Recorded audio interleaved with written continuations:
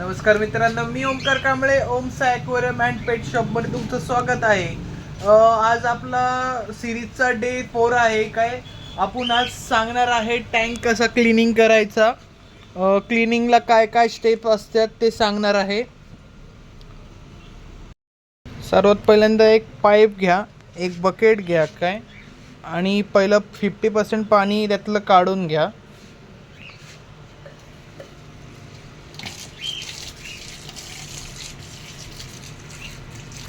अशा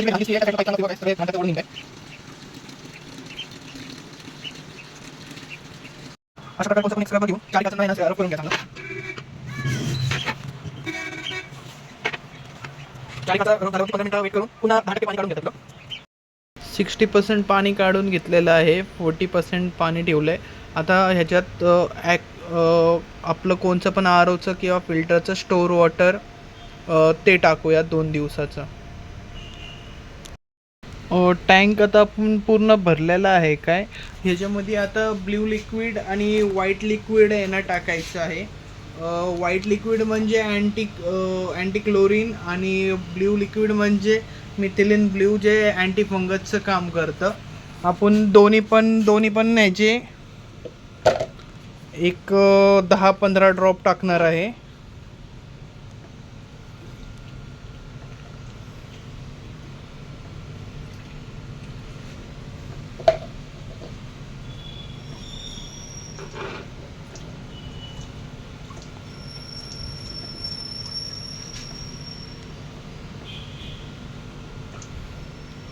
दहा ते 15 मिनिटांनी हा टँक पूर्ण जे गढूळपणा आलेला आहे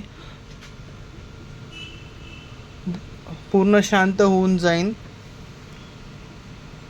पूर्ण पाणी क्लिअर होऊन जाईन. काय टँकमध्ये आपण पाणी पूर्ण भरलेलं आहे आणि त्याच्यामध्ये ब्ल्यू लिक्विड आणि व्हाईट लिक्विड टाकलेलं आहे. काय ब्ल्यू लिक्विड म्हणजे मेथिलिन ब्ल्यू आणि व्हाईट अँटी क्लोरीनचं काम करतं.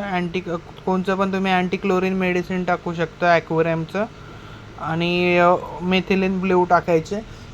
3 फुटाच्या टँकसाठी तुम्ही ना 15-15 ड्रॉप टाकू शकता.